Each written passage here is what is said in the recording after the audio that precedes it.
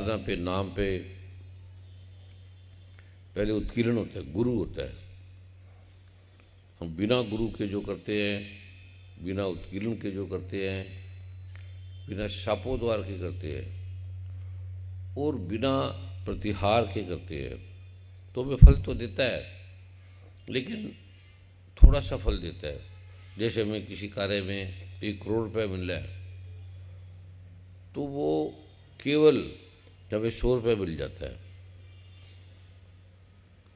जिस प्रकार से हम ये भक्ति करते हैं, इसका जो गुरु होता है, सबसे पहले गुरु का ध्यान करना चाहिए, फिर गणपति का ध्यान करना चाहिए, फिर भैरव बाबा का ध्यान करना चाहिए। सीधा माँ काली का नहीं, जो महाकाली है,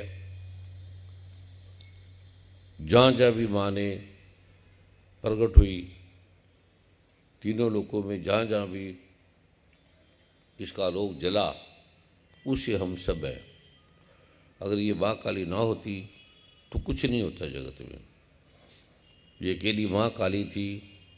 इस युग में केवल भगवान भैरव की, भगवान बजरंगबली की और माँ काली की पूजा सार्थक होती है।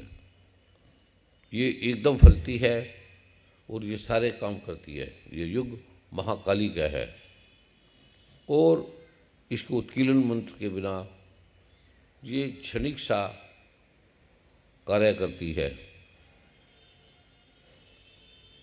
है, लेकिन इसका जो प्रारूप है गुरु का है। गुरु जिसने सिद्ध किया है, जिसने ब्रह्म को, महाब्रह्म को जाना है, जैसे भगवान शिव हैं, ब्रह्म रूप में भी हैं, महाब्रह्म रूप में भी हैं। भगवान श्री कृष्ण ब्रह्म रूप में भी है, महाब्रह्म रूप में भी है। माँ देवी ने स्वयं वेद में कहा है कि मैं ब्रह्म हूँ और महाब्रह्म भी हूँ, मैं अब्रह्म भी हूँ। अब्रह्म अद्भुत है। ब्रह्म ज्ञानी बड़े होंगे, ब्रह्म को जानते हैं, तत्ववेता हैं ब्रह्म ज्ञानी। वो ब्रह्म की साधना में उन्हें कोई और साधना की जरूरत नहीं पड़ती, कोई मंदिर मस्जिद किसी की जरूरत नहीं पड़ती, उसी में ये लीन रहते हैं। लेकिन उसका उत्कीर्ण नहीं है। भगवान हनुमान ने भगवान राम से पूछा कि भगवान आप महाब्रह्म है और ब्रह्म भी आप है और अब्रह्म भी हैं, पार ब्रह्म भी आप है, तो आपकी सकाम भक्ति और ब्रह्म भक्ति और महाब्रह्म भक्ति और अब्रह्म भक्ति और पार ब्रह्म भक्ति का क्या अर्थ है, क्या करना चाहिए? आप निर्गुण हैं, सगुण है, इसके क्या क्या महत्व है, कैसे कैसे करनी चाहिए, इसका उत्कीर्ण क्या है, इसका शापोद्धार क्या है, इसका परिहार क्या है? भगवान हनुमान ने अद्भुत, ये जब तक इसका नहीं पता लगेगा, भगवान राम महाब्रह्म है, भगवान हनुमान महाब्रह्म होकर भी विनय बन गए, एकदम ऐसे बच्चे की तरह बन गए। बड़ा होना बहुत कठिन है, बड़ा दुर्लभ है। अमीर होना, अच्छे घर बनाना, अच्छे मकान बनाना, वैज्ञानिक बनना, डॉक्टर बनना, साइंटिस्ट बनना, बुद्धिमान बनना और मन से सबल होना, शरीर से सुंदर होना, तपस्या करना इस दुनिया में सबसे कठिन है और सबसे सुंदर है और इसके बिना जीवन सार्थक नहीं है, अर्थहीन है। हम कंकाल हैं, खप्पर हैं, खाली खप्पर है। इसमें लिखे में खाने में ही काली ला खप्पर खाली पी भैरव का पैमाना। ये भैरव का पैमाना क्या है? ये महाब्रह्म है। इसके बिना कोई देवी काम नहीं करती। क्योंकि महादेवी सबसे पहले देवी है जिसने चंद्रमा, सूरज, तारे, पृथ्वी, अग्नि, जल, वायु, आकाश सबको अकेले उत्पन्न किया है, बिना किसी के, कोई साथ नहीं था। उत्पन्न होगी, क्या क्या बने, क्या क्या बनाए, कैसे कैसे हुआ। इन्हें हमारी तरह लेबर नहीं रखनी पड़ती। तो मकान बनाएंगे, हम सोचते हैं लेबर लगाएंगे, मैनेजर होगा, कॉन्ट्रैक्टर होगा, सीमेंट होगा, ये साधन होंगे। ये बस सोचती है, और सोच भी हमारी तरह नहीं। हम सोचेंगे कि हमने ये बनाना है, फिर नक्शा बनेगा, फिर इसका अलग अलग आलोक बनेगा, इसके लिए फिर बनाने वाले आएंगे। हमें बड़े, ये मंदिर बना, सुंदर हाउस बना, होटल बने, एक एक पे सालों साल लगे हैं। किसी ने धरती नहीं बनाई, किसी ने सूर्य को उत्पन्न नहीं किया। लाइट पे वैज्ञानिकों को कई कई साल लगे लाइट को ढूंढने में, पूरी दुनिया का धन लग गया एक लाइट को खोजने में। अद्भुत देश किस तरह से गरीबी के कगार पे पहुंच गया। देश लाइट नहीं मिली, जो वैज्ञानिक ढूंढ रहा था उसकी तरफ चारों तरफ लोग थे, वैज्ञानिक थे, उसने पूरा देश का पैसा उस पर लगा दिया सारा, कि लाइट मिलनी चाहिए। नहीं मिली, देश का पैसा खत्म हो गया। उसे लोग पागल कहने लगे, मूर्ख कहने लगे, उसका अपमान हुआ, बड़ी निंदा हुई। जिसकी निंदा होती है, कृष्ण भगवान की इतनी निंदा हुई,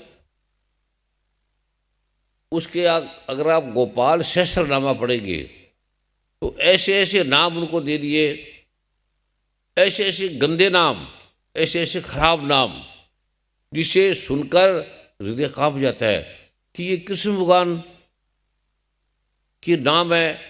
कृष्ण भगवान ने कहा हाँ, क्योंकि कृष्ण भगवान के मन में वैर नहीं है, ईर्खा नहीं है, द्वेष नहीं है, नकारात्मक का भाव नहीं है। और कृष्ण ही काली है, वह गंगा ही काली है। कृष्ण की इतनी इतनी गोपाल सहस्त्रनामा में मंत्र है, पाठ है, नाम है। और नाम आप अपनी बेटी के सामने नहीं पढ़ सकते, ऐसे ऐसे नाम है आपको कि ये कृष्ण भगवान के गोपाल सहस्त्रनामा। और वृंदावन में सभी भाव से पढ़ते हैं, प्रेम से पढ़ते हैं, और या नहीं पढ़ते। जहाँ सभ्यता है, जहाँ व्यवहार है, जहाँ मर्यादा है, वह उसको मर्यादित रखते हैं। और माँ काली ने, भगवान श्री कृष्ण ने राम बन के मर्यादा का पालन किया, लेकिन राम बन के उसने देखा ये तो दुखी दुखी है। राम दुखी, सीता माँ दुखी, काली होती दुखी, पिता मर गए, माँ मर गई, त्राही त्राही बच गई, सारे भाई घर बेघर हो गए, पूरी जनता, पूरी नगरी अयोध्या रो रो के पागल हो गई। इतना दुख, इतनी पीड़ा, और कोई किसको बुरा कहने लगा, कोई किसी को बुरा कहने लगा। अद्भुत वो युग था, अद्भुत दुनिया को प्रकट करने वाला था वो युग। भगवान राम ना होते, भगवान कृष्ण ना होते, भगवान शिव ना होते, तो माँ काली ने इन्हें पहले उत्पन्न किया। इनकी शक्ति देखी, ये कितना दुख सहन कर सकते हैं, ये कितनी आग में जल सकते हैं। सूरज ऐसे नहीं बना, कोई गर्म पानी ऐसे नहीं बनता। जिस गिलास में डालेंगे उसका पहले टेस्ट करना होता है कि क्या ये अग्नि को सहन कर लेगा गिलास, ये कागज का गिलास है या कपड़े का गिलास है, कितनी उसमें तेज है, कितनी ताप है। और महाब्रह्म में कितना ताप है, माँ काली में कितना ताप है। आप इसको ताप को सहन नहीं कर सकते। और किसी ने बनाई नहीं, अपने आप निरंजन सोई, अपने आप ये निरंजन है, आंखों से नहीं दिखती। ये ख़त्म हो जाए। अगर ये 1 मिनट के लिए माँ काली समाप्त हो जाए, 1 मिनट के लिए, तब धरती उड़ जाएगी सारी, आकाश उड़ जाएगा, कोई नजर नहीं आएगा। इससे हम हैं। चित्र दिखते हैं तो चित्र किस में दिखते हैं? चित्र तो दिखते हैं, लेकिन दिखते किस पे, उसका आधार क्या है? हम बैठे हैं, हमारे महल दिखते हैं, इसका मूलाधार क्या है, आधार क्या है? हमारा शरीर दिखता है सुंदर, सौंदर्य से भरा हुआ, इसका आधार क्या है?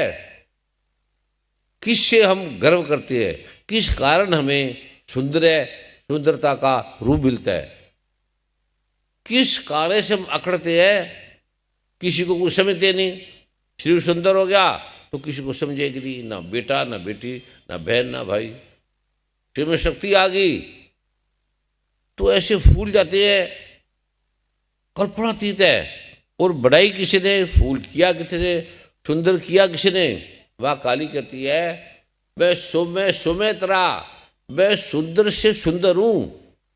अब वो सुंदर माँ काली, सारी सुंदरता माँ काली से निकलती है, प्रकट होती है, पृथ्वी ध्वनित होती है, सारी सुंदरता, सारे रंग। अद्भुत मैखाने में इसका वर्णन है। मैखाने का अर्थ है महाब्रह्म, किताबनी, कागजनी, शराब खानानी,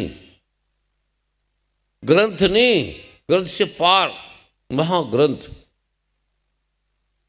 वीर से पार महावेद।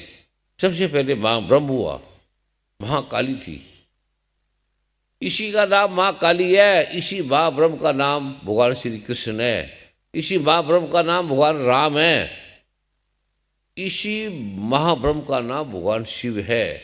जिसने महाब्रह्म को नहीं जाना वो राम नहीं हो सकता, वो माँ काली नहीं हो सकती, माँ लक्ष्मी नहीं हो सकती, माँ सरस्वती नहीं हो सकती। ओम जयंती मंगला काली, जयंती नहीं हो सकती, मंगला काली नहीं हो सकती। ओम जयंती मंगला काली, भद्र काली कपालिनी, दुर्गा क्षमा शिवा धात्री स्वाहा सुधा नमस्तुते। इसको कीलन है, इसका शापोद्धार है। पढ़ते रहो, आपको थोड़ा सा फायदा मिलेगा बस।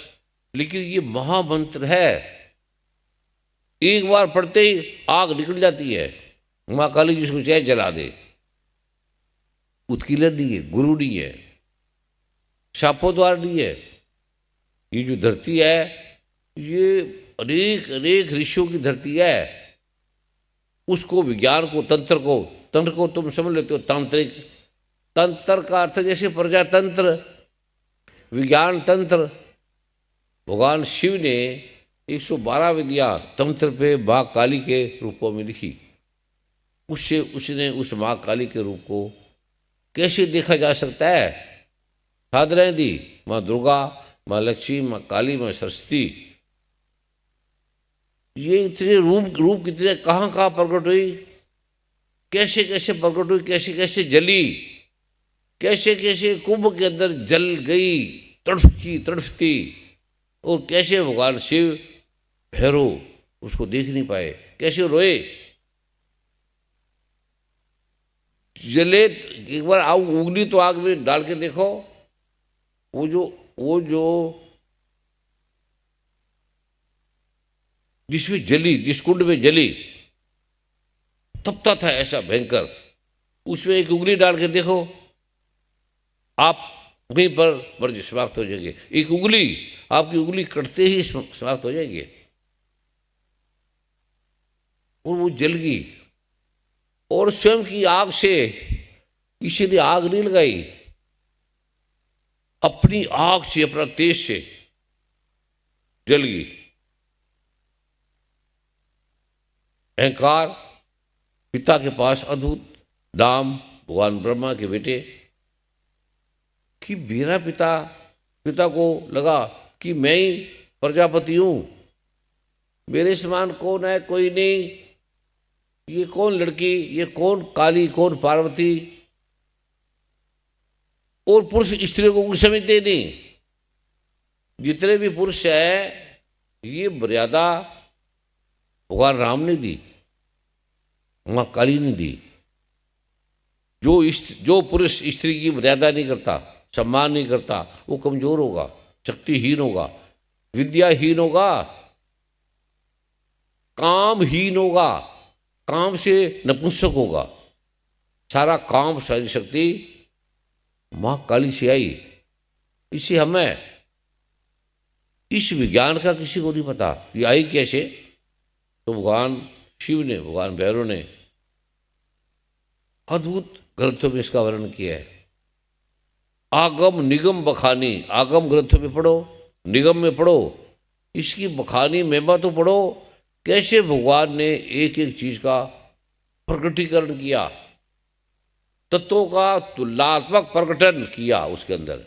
ये मैं खाना में दिया है, तत्वों का तुलनात्मक प्रकटन से विज्ञान बना। अविज्ञान क्या है? तत्वों का तुलनात्मक प्रकटन। फिजिक्स क्या है, बायोलॉजी क्या है, क्या क्या है।